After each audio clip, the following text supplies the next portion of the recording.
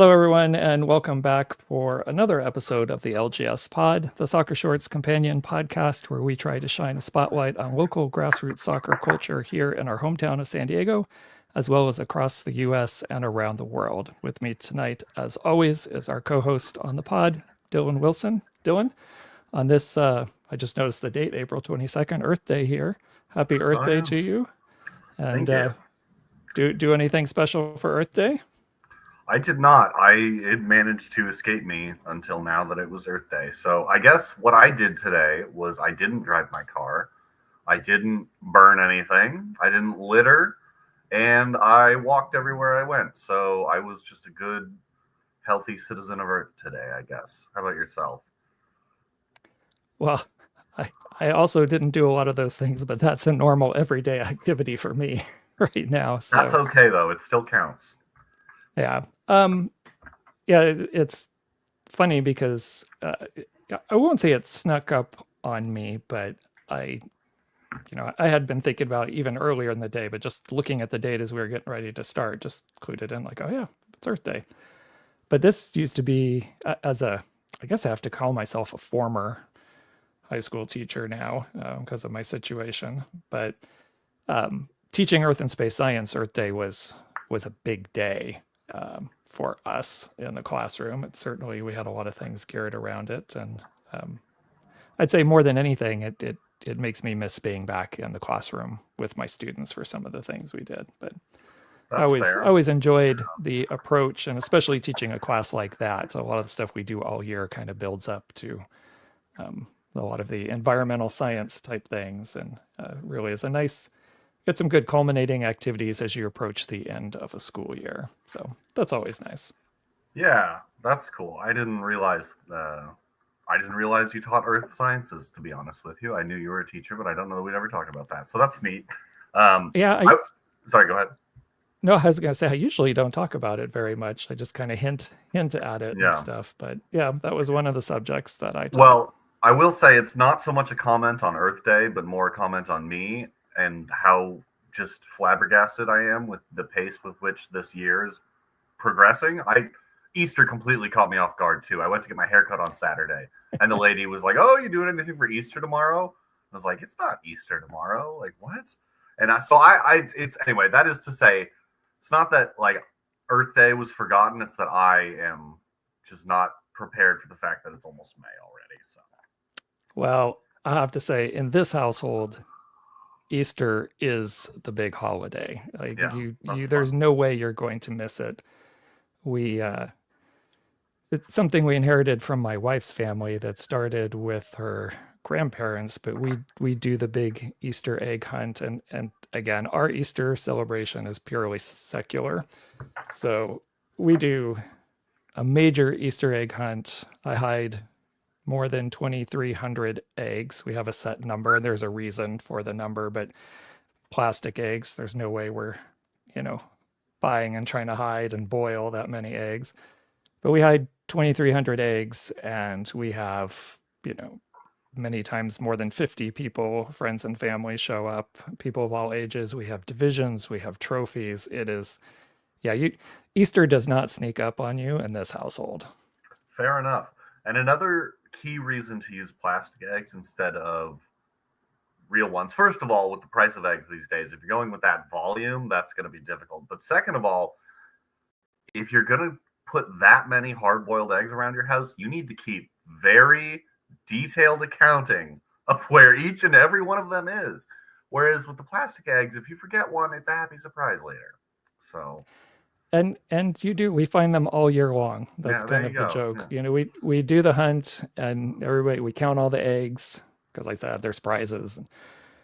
When we finally get the end, we total them up, and a lot of times if people are close, they're like, all right, there's still 130 eggs out there, and sometimes people who are maybe a dozen behind someone else might go out there and try to find them. But we probably end up with, I would say, usually close to 30 to 40 that are not found, and we end up finding them the rest of the year when we're out doing yard work. And it's funny because you'll walk into the yard and then there's a plastic egg just sitting there, like someone literally just tossed it out onto the ground.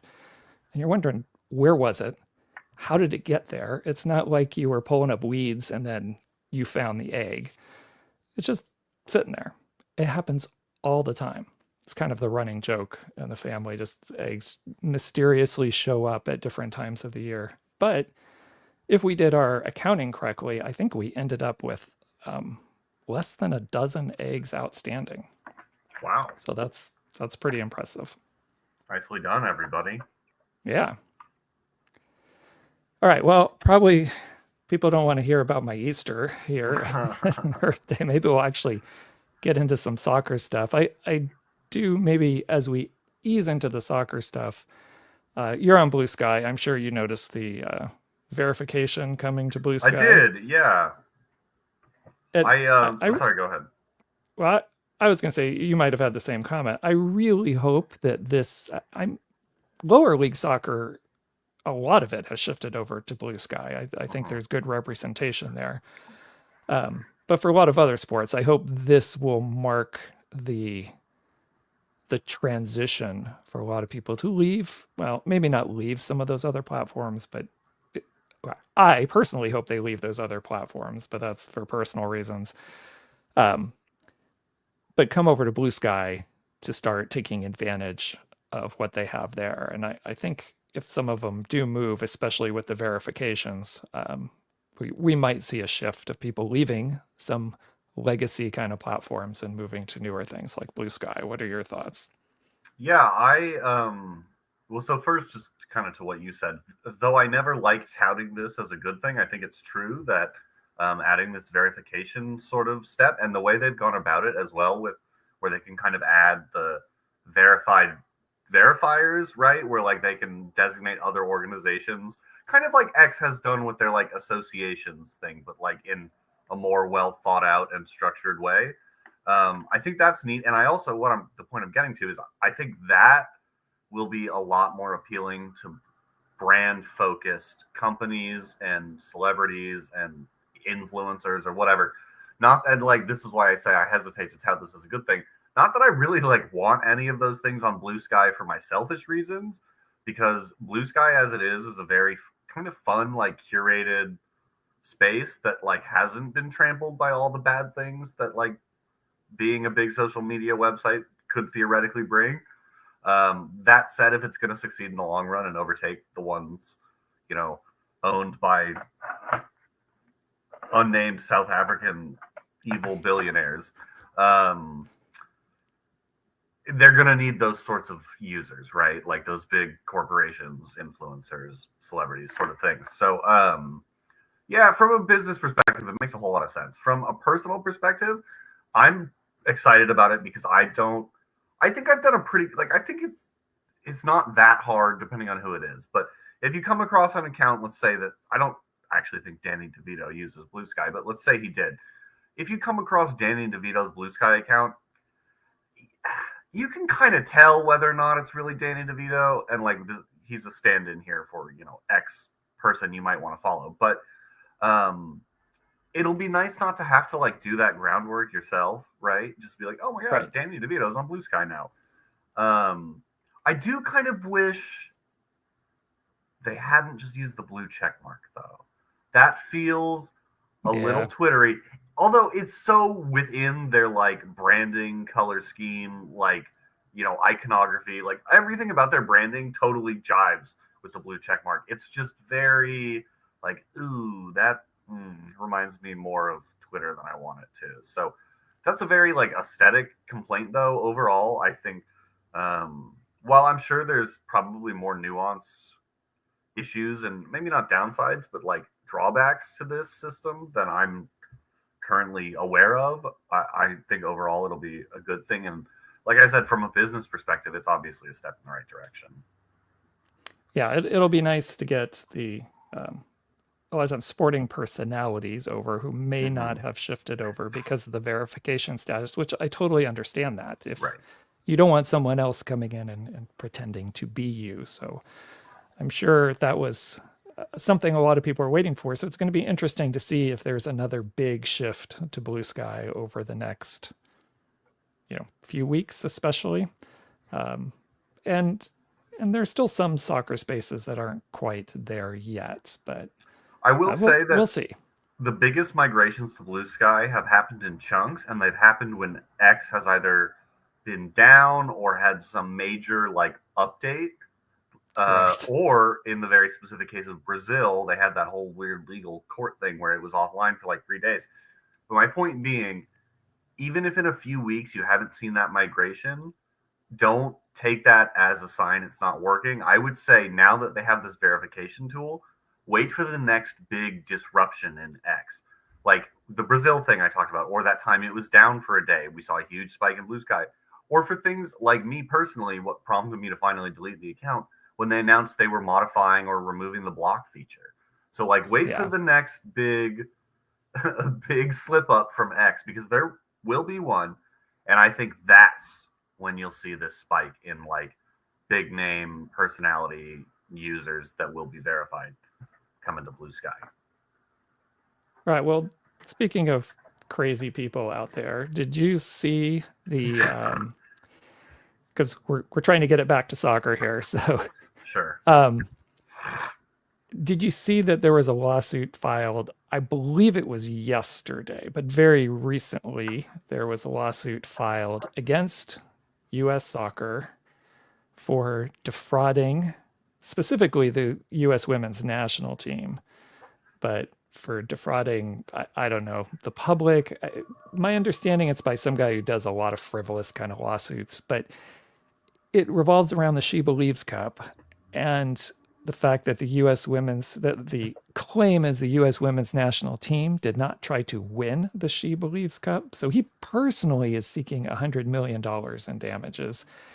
And then from there is trying to get some kind of injunction to prevent the US women's national team from appearing on television for some period of time or be involved in any of the betting apps or something. So, one, have you heard about this lawsuit that just happened recently, and what are your thoughts either way? So I'm going to be completely honest with you. I have heard about this, but until you asked me this question, I thought it was a joke, because the article I saw about it had a headline that it wasn't verbatim, but had read something along the lines of like, "Man sues U.S. soccer for making him watch U.S. soccer team." And like, so I was like, Right, oh, there have been that's some great headlines out right. there. So I was like, that's hilarious. That's probably like, I don't remember the name of it, but there's like the Onion type soccer Right. publications, right? Yeah, there's a I, Nutmeg News. the Nutmeg News. That's who I was thinking of. So I was like, oh, I didn't bother to check who it was. I was like, oh, the Nutmeg. They had a good one today. No, it turns out it was a real lawsuit, I guess. No, so I guess the Yeah. answer is no. I hadn't really heard about that.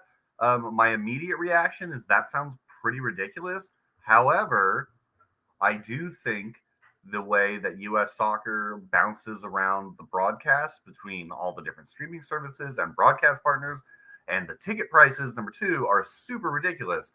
So I don't They know. Is are. he looking to address any of that, or is he just looking to get a big payout to make him go away, like that kind of thing? Well, kind of like you, I laughed at the story at first and then dug a little deeper. And I'm like, oh, shit, it's a real lawsuit. Like, I can't believe that someone is doing it. And frankly, even though we're talking about it here, I didn't give it a ton of time to really look into it and see. So I am not aware if he is trying to do something different or more expansive. It just sounds like a stupid, frivolous lawsuit Well, that, having frankly, I worked, really hope it just yeah. gets thrown out. Well, having worked with attorneys, my heart hopes that there's like a bigger goal to this, but my brain knows that the guy's just looking for a payout to go away. That's all it is. So Probably, yeah. yeah. Anyway, All right. The last thing that we'll touch on before we get into our Open Cup recap, you see that the USL Super League, the women's league under the USL umbrella, has a new, you know, I forget the term now they use, but new kind of title sponsor for the league. The USL Super oh, I League had is now not. the Gainbridge Super League. And that was just announced also, I think, in the last couple of days this week at some point. So I believe, also read in the article, and I had to step back and think about it for a second. I believe it's the first professional soccer league that has a, a sponsor in front of the name of the league. Usually it's just, Major League Soccer, or it's USL or NWSL. It's not like, we used to say before, Barclays Premier League, right? So I think this is the first time you actually got a sponsor in front of the league name. So any thoughts on that?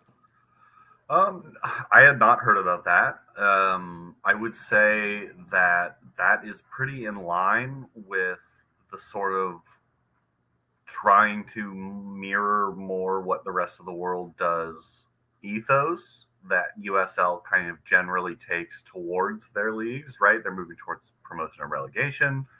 They have kind of more localized support bases.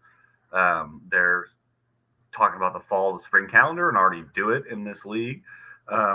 So I am not surprised to hear that, because most leagues around the world have sponsor names, right? Like even the Premier League, Right. up until like a little less than 10 years ago, was the Barclays Premier League for the longest time.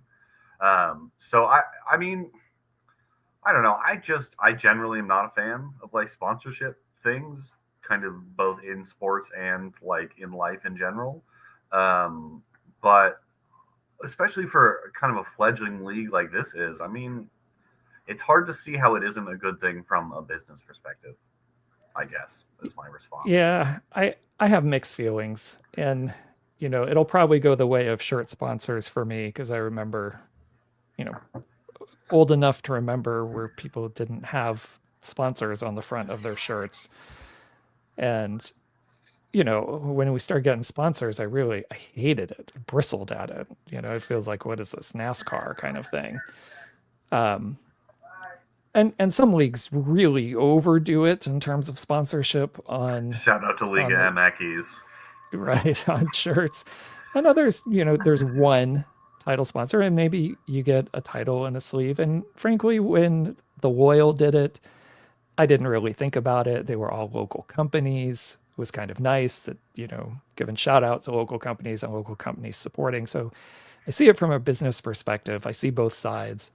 Um, it, I think, while I understand the business part of it, I think it's always important as to, who that sponsor is. And I really have a personal problem with the gambling companies, Is that what sports Gamebridge books is or and whatever it stuff. is? No, it's an Okay. investment from kind of company. So then that kind of gets into that. 6 of one, half dozen of the other, Yeah, John. Yeah. so I'm really not a fan, but frankly, in today's world and the way sports business works, I'm not sure it's avoidable. But if you take the flip side of it, hopefully USL can use this, and especially the Super League can use this to help generate some additional revenue within their league and some exposure, and along with their expansion teams and everything else, and get some better talent. I have no idea. I did not look again deep enough to see what the financials were as part of this partnership, but I hope they're significant enough to make a solid dent in what they're trying to do over at USL. Well, if nothing else, it means somebody believes in this project enough to want to market with them. So I Yeah. guess there's something. All right. I lied. There is one more thing, and I'm actually going to bring up Sure. something on the screen to show. Did you see that the World Cup posters have been I released did not for know. each of the cities? And generally, I'm not too much of a fan of, the World Cup mascots and the posters, but just skimming through these without too much detail, I actually like that they did, even though I have mixed feelings about the World Cup, and I will all the way through this World Cup, I'm sure.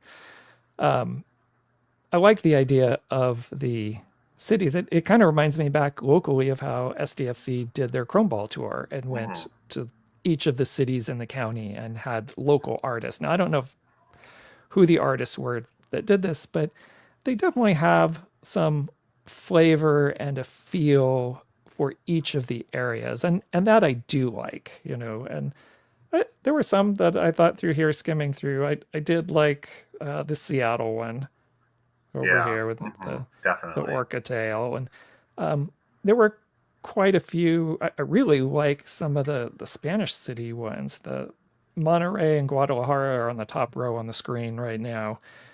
And then kind of on this bottom row is Mexico City. Um, I like those, and some of the other city ones. I really thought they did generally a good job with the posters here. So if you haven't had a chance to check those out, I'm sure you're going to see them if you're on social media at all. You'll see them online or have links, or just go to the FIFA site and look. They're right there, and you can look at all the posters. I believe I saw somewhere that all the posters are available through Target. I don't know if they're some kind of U.S. sponsor, but like you can go online and you can buy these posters. But again, in doing my I'll call it civic duty here, this Target is one of the places I have not I've stopped shopping at for a while at least. So if Same. I get a poster, I'm gonna have to do it a different way. Yes. We're going to buy it through ethical corporations like FIFA. Right? Yeah, that's exactly what we're gonna do. All right. We spent a bit of time on some local news. Let's jump into our Open Cup recap. We last week, I should say, finished the third round of the Open Cup, which is the last round of no first division teams. And starting in the next round, which now we go to numbers, it'll be the round of 32 for the next round. We'll bring in Division One teams. So let's kind of go through. I'll do a couple of things, and I'm going to toss it over to you, Dylan, to get some of your thoughts about what happened last week in the Sure. matches. First thing I want to point out is we knew this already going into last week, but El Farolito was the last amateur team remaining, so they get the $50,000 prize for being the last amateur team. We still don't know who the final Division 3 team is going to be. We have 3 teams that have made it to the round of 32, which, for, I guess not for all of them. It might be the third game for all of them. I'm trying to think of when these groups came in, but we have AV Alta from USL 1, Union Omaha from USL 1, and the Tacoma Defiance from MLS Next Pro. And sorry about that. I defeated your Oakland Roots there. But one of those 3 is going to get the $50,000 prize. And I don't know what the tiebreakers are if they all happen to lose this round. I didn't follow up on that, but one of those 3 is going to get that. Let me ask you right now, do you think either one of those 3, and we'll talk about the matchups a little later, as I don't want to dive too into that, but do you think any one of those 3 have a decent shot of advancing to the next round? I mean, the short answer is no, probably not. But if you never know. That's the beauty of the cup, right? And I don't know. I mean, I don't know if you don't want me to dive in on the matchups right now, but that kind of does inform a little bit, I think, how I might react to some of these. But in short, if I were a betting man, which I very much am not, by the way, but if I were, I would not be putting any money on any of those 3 to go through. No. All right, so let's talk about some so we can get to the matchups. Sure. And actually answer this question. Let's talk about some of the results and what happened in round 3. So why don't you go ahead and sure, yeah. Well, give me some of your thoughts. Why don't we start with those 3 teams? So I did watch the Oakland and Tacoma game, as you alluded to, and it was very disappointing.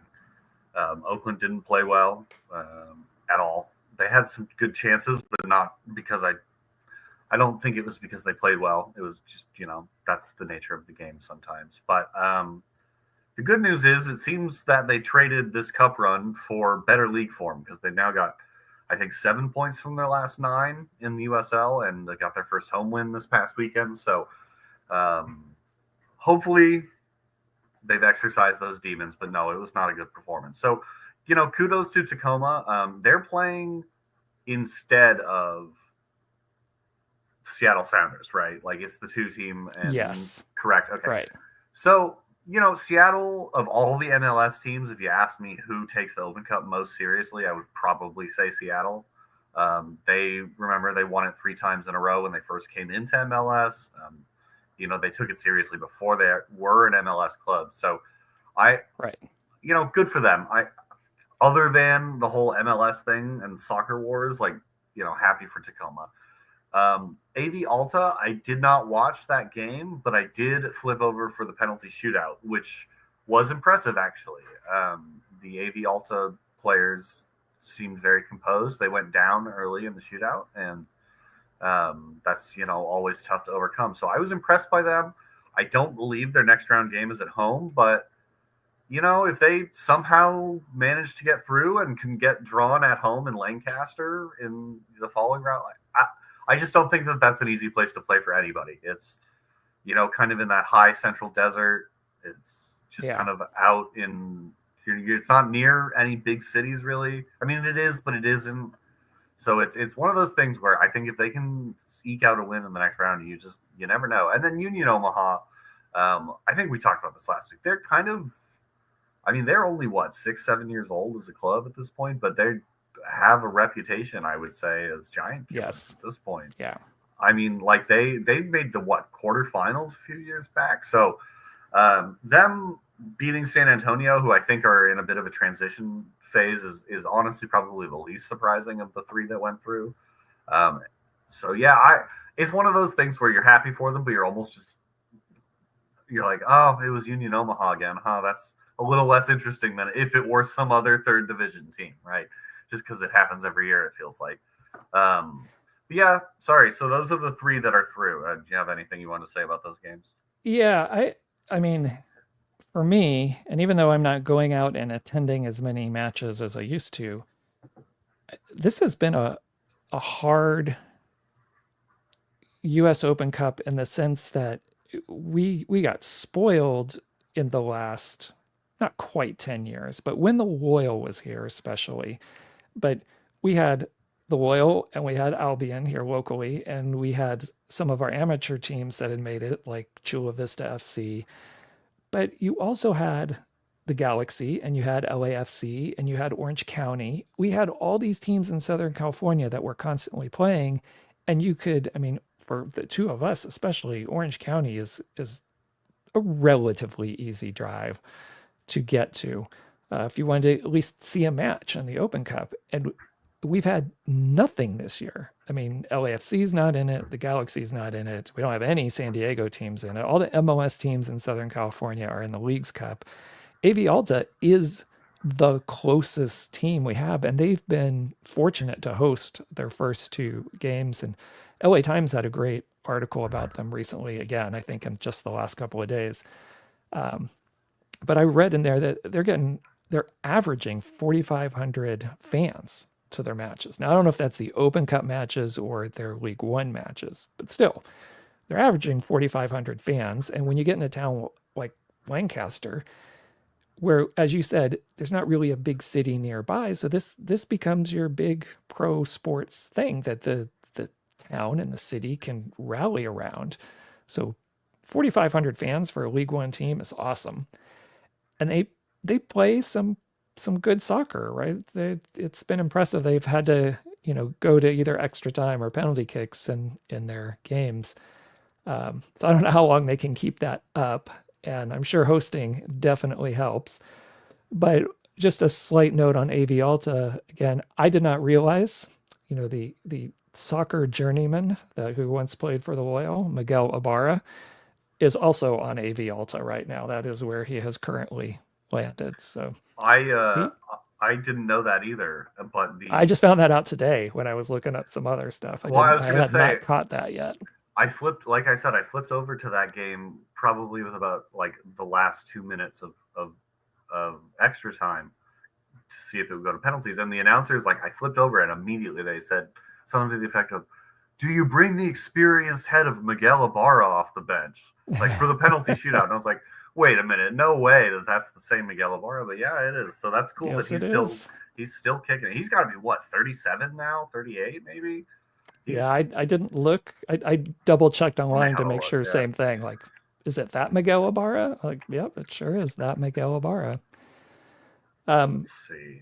Sorry. And then Oh no, for he's the 30. other teams. Sorry, he's 35. My bad, Miguel. Okay. I thought you were a bit older than that. But he feels like he has been around for a Yeah. very long time, and he has. He's had a long Hmm. career. I do want to agree with you about Union Omaha. I enjoy watching them play. I like them. I like their fan base.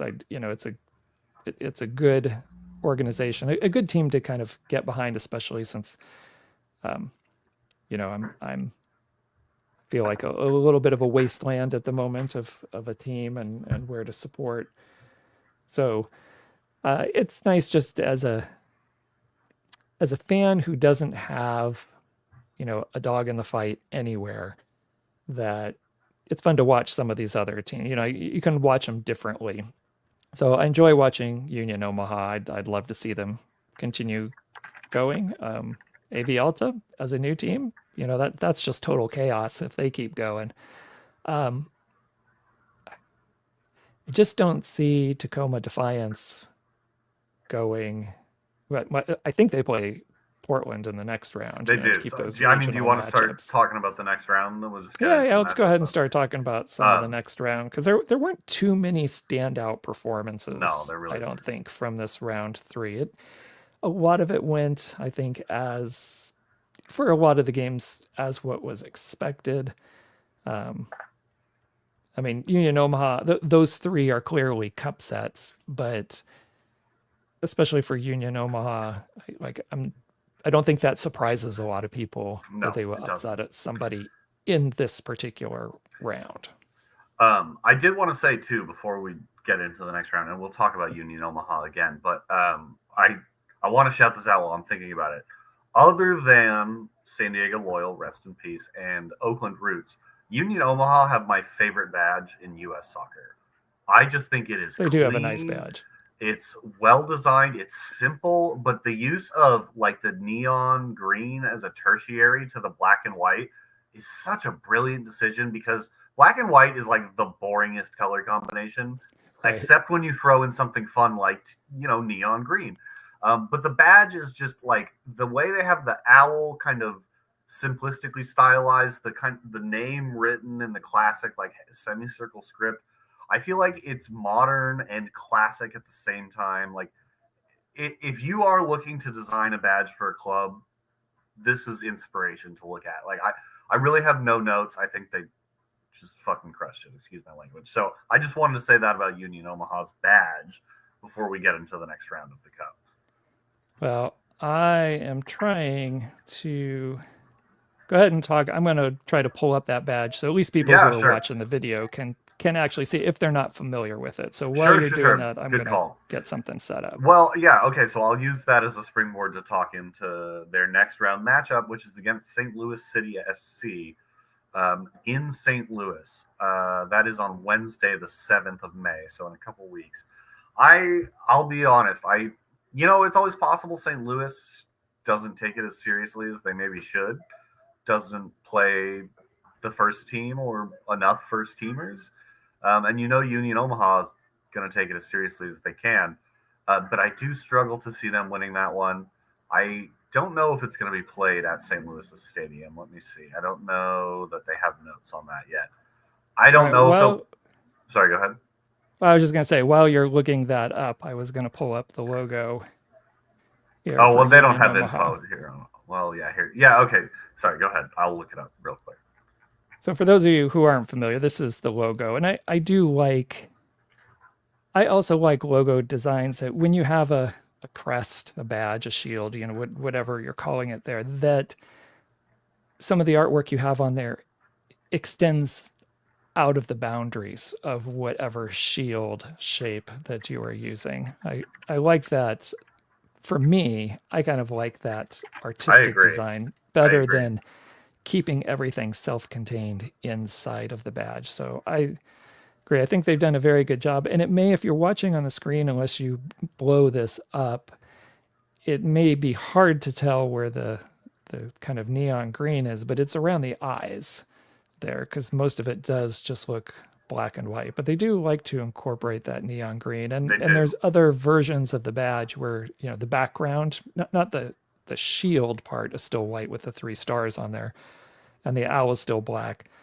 but around it, they've done a lot of good things with shirts and other stuff having that neon green. So I agree. I really like what they have put together for this particular crest for this team.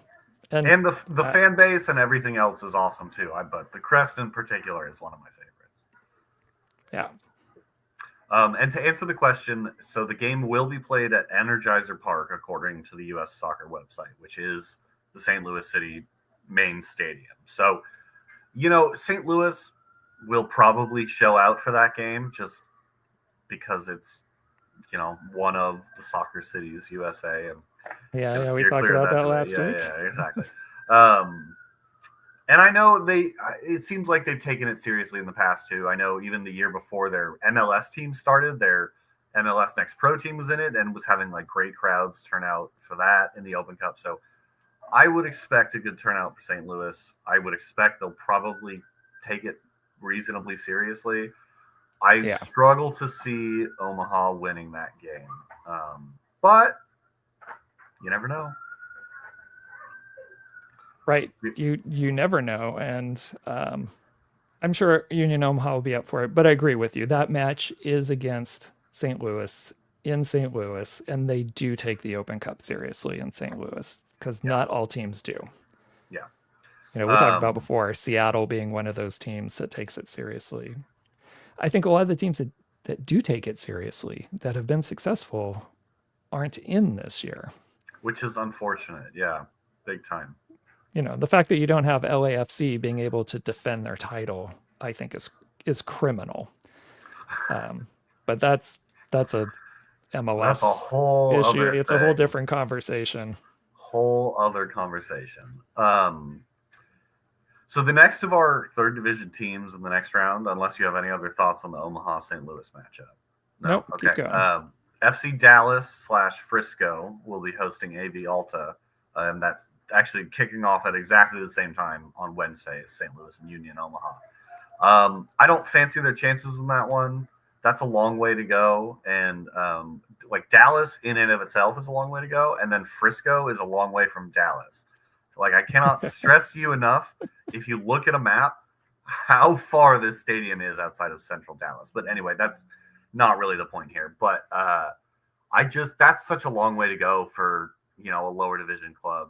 That said, FC Dallas, correct me if I'm wrong, is not a club that historically takes the Open Cup particularly seriously. I know Houston has, but I don't think I've ever remembered FC Dallas making any kind of notable Open Cup run.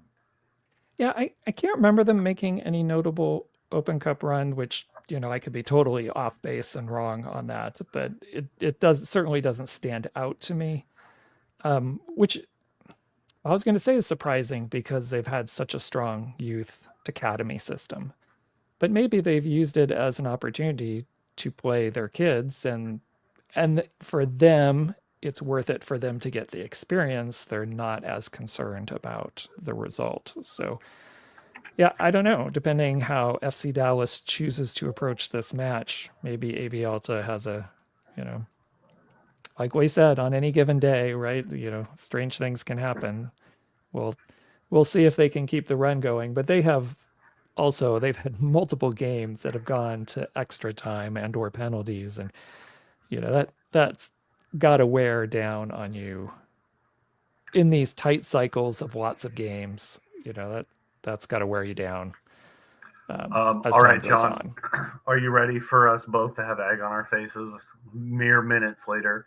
FC Dallas won the U.S. Open Cup in 1997 and 2016, and were runners-up in both 2005 and 2007.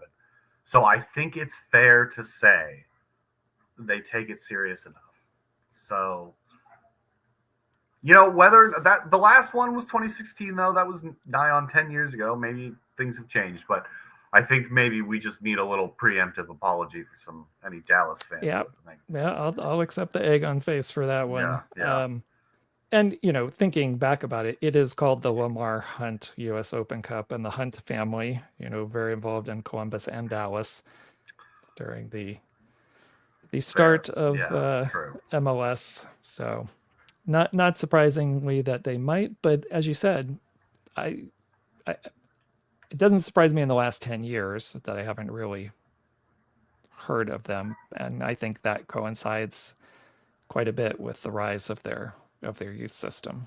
Sure. And it's worth noting, too, that in the last 10 years, even though I don't think we like to admit it, American soccer as a whole takes the Open Cup a lot more seriously than it did 10 years ago.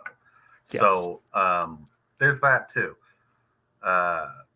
Anyway, I don't have anything else to add on that that game other than, again, if you're listening to this, I can't stress enough, look at a map and then try to work out how Frisco is a team in Dallas. That doesn't make any sense. But anyway, I don't have anything else in that game. What about you, John? No, nothing else on that game. So how about Chattanooga?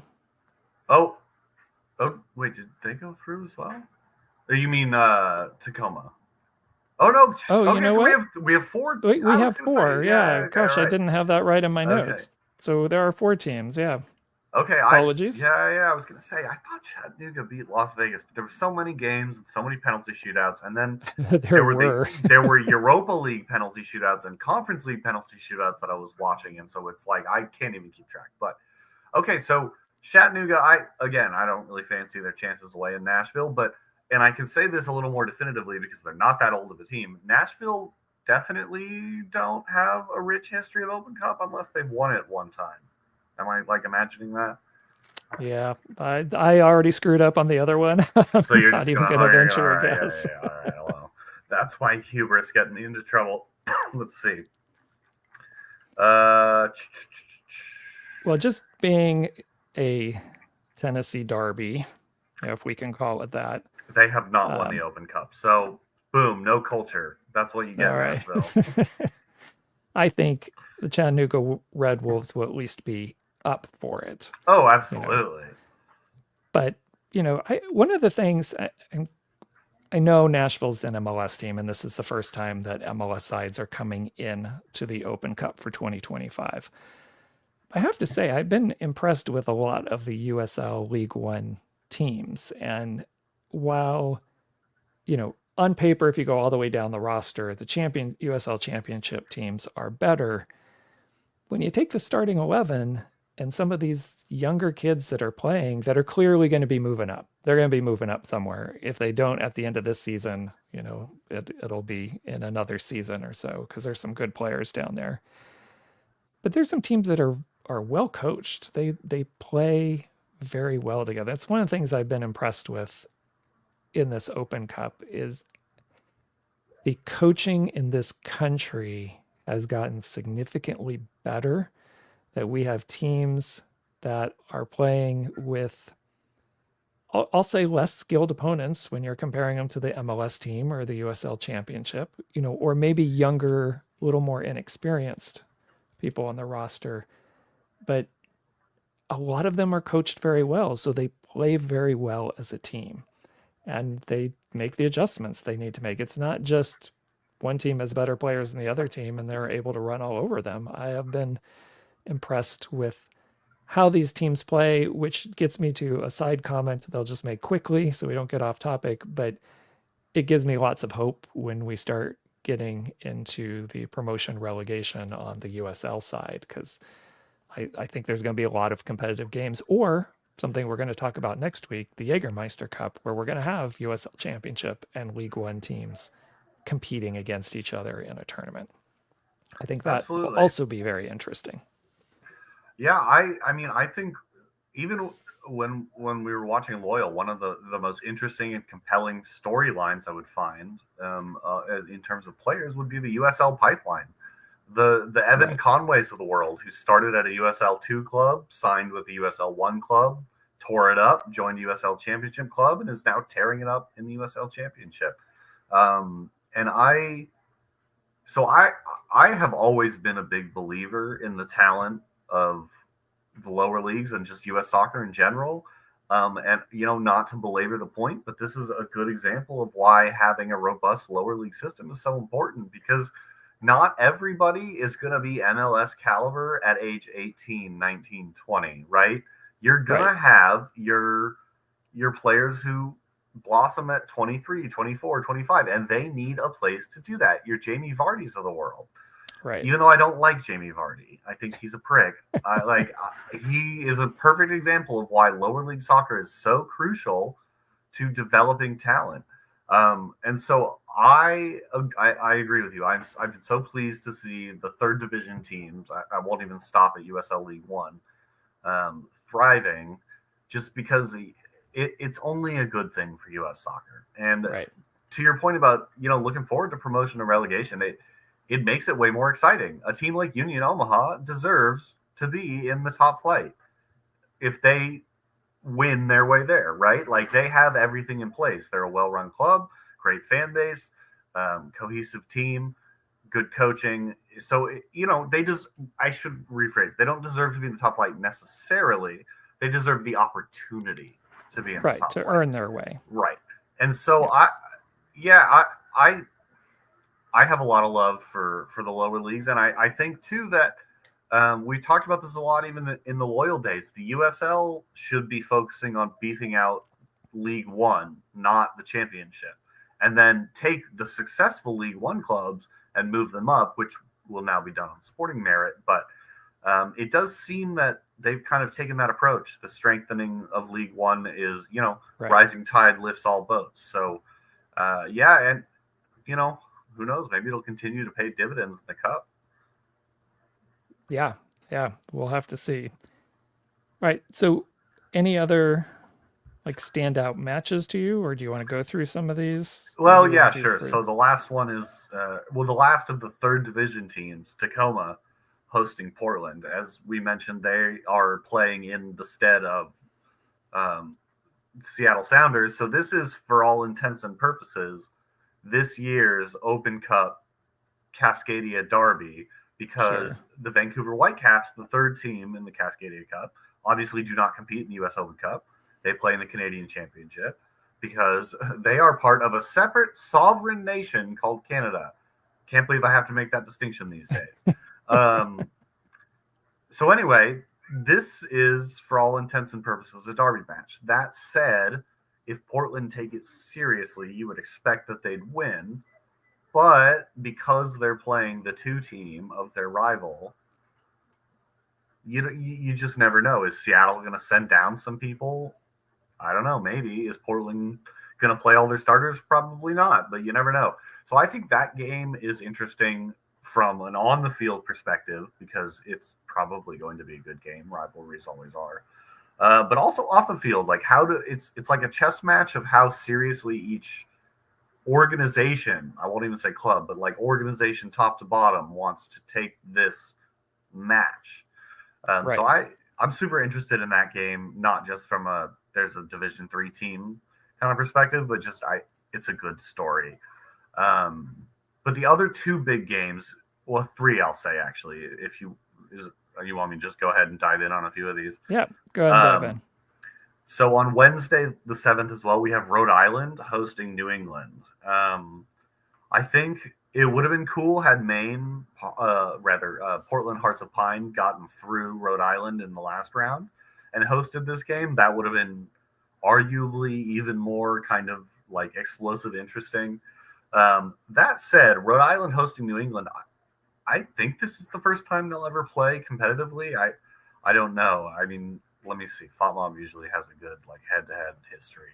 Yeah, I don't see anything. So I'm thinking this is the first competitive match they've ever played. So that's, pretty big deal over there in New England soccer, which, as we've talked about a few times now, is really kind of the birth point, if you will, of soccer in the United States. So that's one to keep an eye on, I'd say. And obviously our boy Koke. Of course, right. Yeah, it's nice that Rhode Island is hosting. I think that's great. Definitely. And I think that will help in terms of, the lower league team, because of course, as we get deeper and deeper, I'm all about the chaos. Love to see the cup sets. So, and we have some loyal connections, so it would be nice to see Rhode Island win, and I hope they have a good turnout in terms of attendance for this match, which I believe they will. And one of the things I liked about this particular draw that we had, and I'd have to pull up the next round, but it's nice that all the teams know the possibilities of who is going to host based on the results. Like there's not going to be another draw. The draw set up the home field situation for this round and the next round.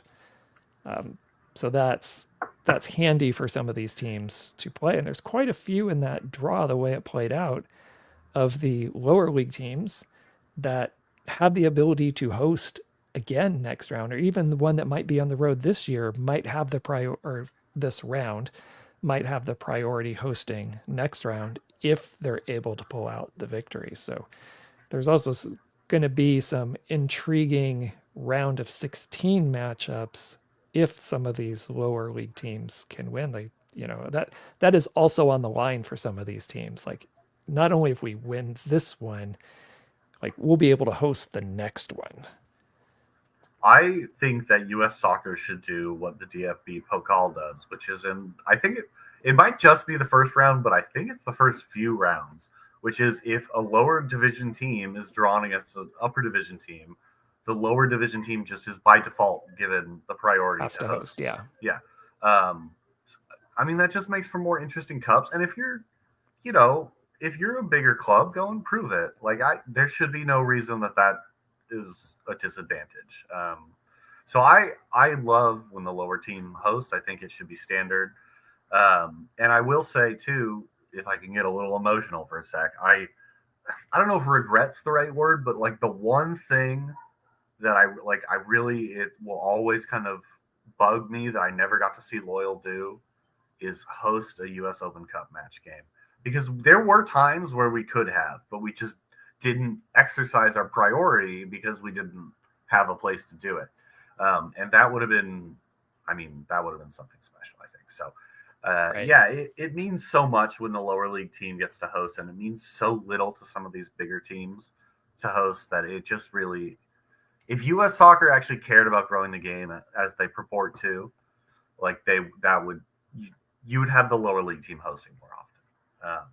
I agree, especially in the earlier rounds. Yeah. But anyway, I have no control over that. So I will say the next game I wanted to talk about also features a lower league team hosting, which is a proper Florida derby and former USL derby, the Tampa Bay Rowdies versus Orlando City, or I guess Orlando might have been NASL. I don't remember specifically. But anyway, former lower league derby and current Florida derby, Tampa Bay versus Orlando City. Tampa's going to be up for it. Orlando takes this cup seriously. That's going to be a good game. Yes, I agree. And again, as you said, Tampa Bay hosting it will be nice. I'm sure they'll get a good crowd for that. Again, because I like the cupsets, I really like to see Tampa Bay win this. I'd like to see as many lower league teams make it through. We had our question, right, a few weeks back where we asked how many lower league teams from this round will make it to the next round. And I put in the number of 9 like 2 rounds ago before we even knew. And of course, looking at the matchups, you're like, I don't know if it's going to be 9, but I would love to see more lower league teams make it to the next round than Division 1 teams. Yeah. There are some good chances, though, with lower league teams hosting. I mean, games I'm not going to dive more in on, but just to go through all the ones where the lower league team is hosting. North Carolina FC hosting Charlotte. Our boy Evan Conway will have his chance to do some damage there. Colorado Springs Switchback. Sorry, go ahead. I was just going to say North Carolina beat Charlotte Independence to get to this round to face Charlotte FC. Just do away. They're just going to do away with the city of Charlotte if they can. Colorado Springs, who are the defending USL champions, correct? Yes. Are hosting New York Red Bulls, who have won the Open Cup, but again, it was in a less serious time, I believe. So I don't really feel educated enough to say how seriously they take it. And then the following day on Wednesday, we've got Pittsburgh hosting New York City, which will probably be a good game. I don't know how Pittsburgh are doing this year, but Well, you know, Bob Lilly's a great coach, right, and Pittsburgh have had their share of cup sets right. even very recently. And since they're playing in Pittsburgh, I again depends how seriously NYCFC takes this. But I'm not following MLS too much. But I thought I saw a headline of an article, and I could be totally wrong about this, but I thought like whatever match they had this last weekend, there were some players who had player ratings in the 4s and 5s. Like they're maybe a bit of a mess right now. So maybe that's a chance for Pittsburgh to sneak in there and then take advantage. And maybe NYFC will say, you know what, maybe this is a chance to play some other people and see if Yeah, we're going to make some changes to our lineup for MLS matches as well. So I do like Pittsburgh's chances in this one. This fair might enough. be the one that I really think there's a stronger opportunity for a lower league team to beat the MLS team. Yeah, I have to keep an eye on that. I think that's a good shout. I have paid zero attention to MLS this year, so I was not aware that New York City were struggling, but honestly, couldn't happen to a worse multi-club ownership group. So good for them, I guess. Yeah, and Pittsburgh, I don't know, other than Providence Park in Portland, maybe my favorite soccer stadium in the U.S., the way it's situated on the river right there across from Right. Yeah. downtown Get the Pittsburgh. I mean, train to go by. absolutely gorgeous. And you don't see this side, you don't see the stand side of it usually on TV, right? Because the main Correct. camera sits above the sideline stand, but that sideline stand is like built into like a very green, lush hill. It's an absolutely gorgeous spot to catch a game of football. So yeah, I hope they win and go through. Um, and then there are two more teams, other than the ones we've talked about already, being Rhode Island and Tampa, where you've got the USL Club hosting. So that's Louisville hosting Minnesota United. Louisville, arguably the best run USL club. I think they're always in with a shout in these sort of matchups, especially when they're at home. Yeah. I would agree with that. I think Louisville also has a chance here, and I hope they have better attendance than they had at their match against Loudon in the last round. I was really surprised, disappointed, I would say, in Yeah, watching the highlights of that match for a team that does well and a team that usually draws well, and against another strong opponent currently in the USL Championship. Loudon's doing very well this year on the field. I mean, they've got off the field problems that are going on, so hopefully their new ownership will take care of that. But on the field, they're playing very well. They're not the Loudon of old when the Loyal was in the USL Championship. So I was a little surprised that the attendance was what it was for that particular match. So I hope they're able to raise that up a bit this year or this next round. yeah. You got to think if they're not more or less packing that house for hosting an MLS team, something's not right. That said, I know that a lot of fans are very disgruntled with the ownership there, so something maybe isn't right. So you never know. But then the last game that the USL Club is hosting is Phoenix hosting Houston. That might be a good game. I don't know. Phoenix are so hit or miss this season. They've had some results where I've said, oh, whatever, good for them. And they've had some where I've pointed and laughed because they've been 2-0 Yeah. up in the 86th minute and lost 3-2. So I really don't know what you're going to get out of them. Gotta think Houston will take it decently seriously, considering they won it a couple years ago. Right. So I don't see Phoenix winning that game. What about you? No, I agree. I really, but like you said, it's hit and miss with Phoenix, but Yeah, partly because it's hit and miss, I think it lowers their chance. And Houston, as you said, takes it seriously. Ben Olsen takes it seriously. So I think Houston's coming in there to win. yeah, And and I I think expect that that they might will. be a little more focused than some of the other MLS teams. Absolutely. And then the last game I wanted to highlight for more personal reasons is actually the very last game of the round of 32. San Jose hosting Sacramento. San Jose have been around since the start of MLS in one form or another, but more or less I one was going to say continuous in a club. couple of Right. iterations. Yeah, but we'll gloss over that. And Sacramento are one of, I mean, I don't feel great saying this about the state of U.S. soccer, but they're one of the longest existing, continuously existing lower league clubs in American soccer that are still playing today. Obviously, not the most, but they are depressingly high on that list for only being a club that's like 15 or 16 years old.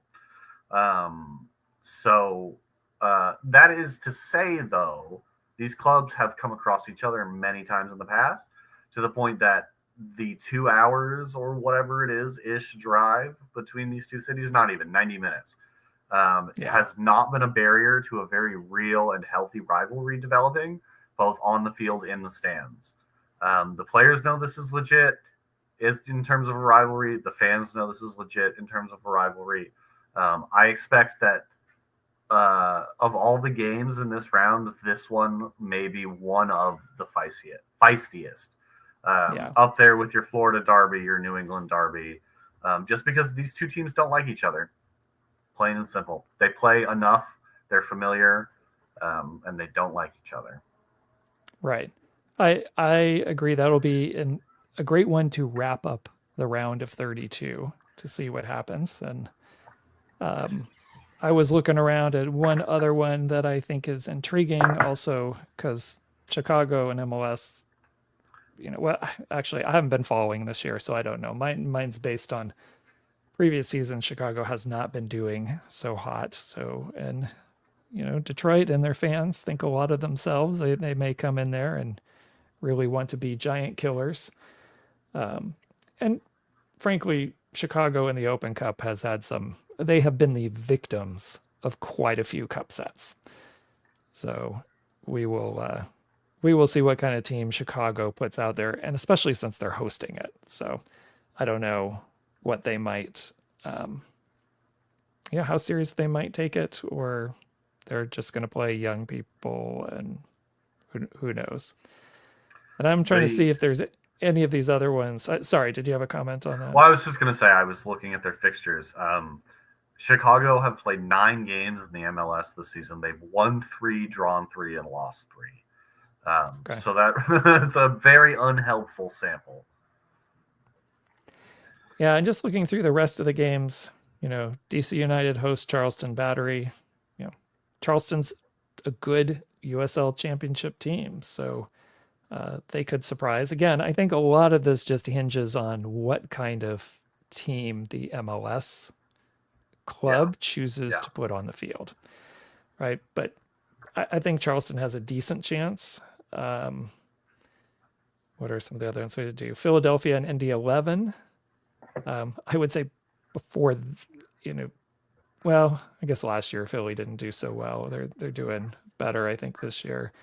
But Indy 11's a good championship team as well. They can surprise, but I really think Philadelphia will probably take that one.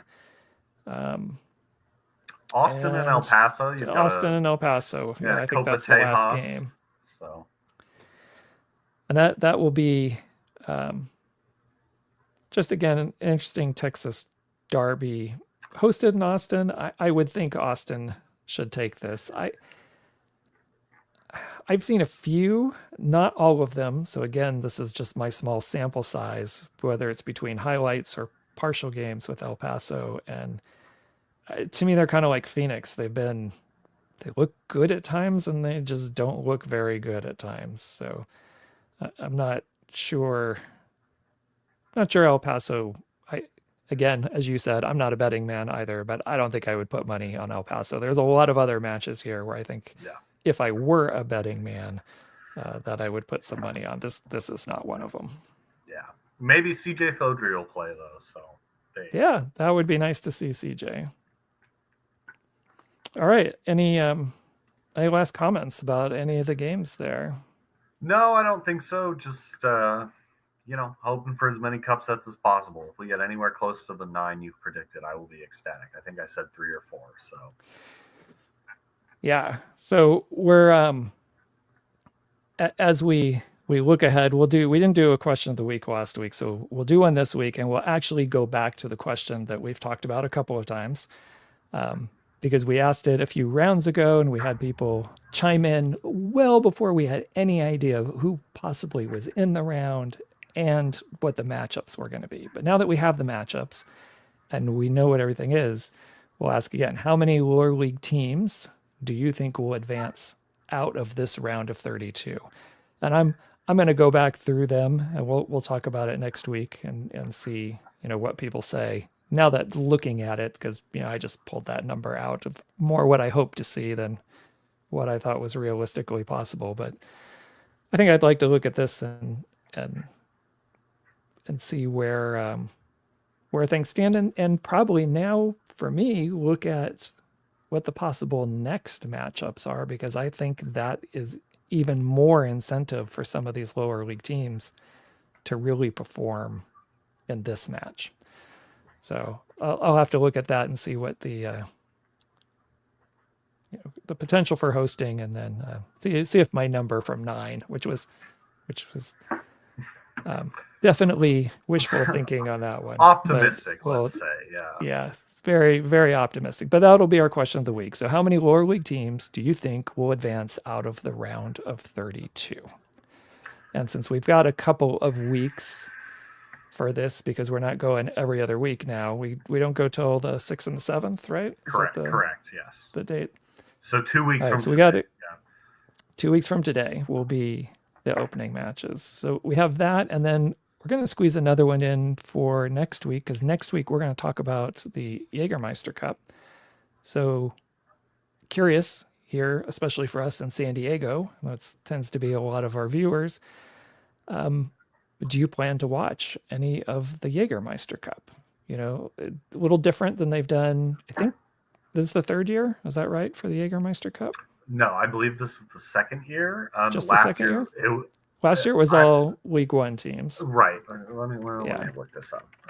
Okay. But yes, because we've been wrong already tonight. Yeah. I think last year was this year is the 2nd edition. Okay. And last year was just the USL League One teams. And Northern Colorado Hailstorm, rest in peace, are the defending champions. So yeah, it'll be interesting. When do you plan on watching? Because, now we have another cup tournament coming in, but it's just within the USL ecosystem. And I think as we start moving towards promotion relegation, as they say in USL, in a few years, this is probably I would imagine, the Jägermeister Cup, besides league standings, are going to help shape a lot of people's perceptions about who should be at what level, or who could, maybe that's the wrong way to phrase it, who could possibly move up to the next level. That's probably a better way to phrase it. Yeah, I absolutely love this. I was asking for the USL to do something like this since really the start of Loyal. I think there are ways they could even expand it and to include USL League 2 teams if they really wanted to do that.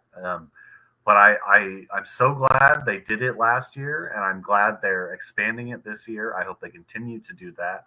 And I just, I think I kind of alluded to earlier in the show, I love that they're not afraid to lean into this kind of more what the rest of the world does sort of setup.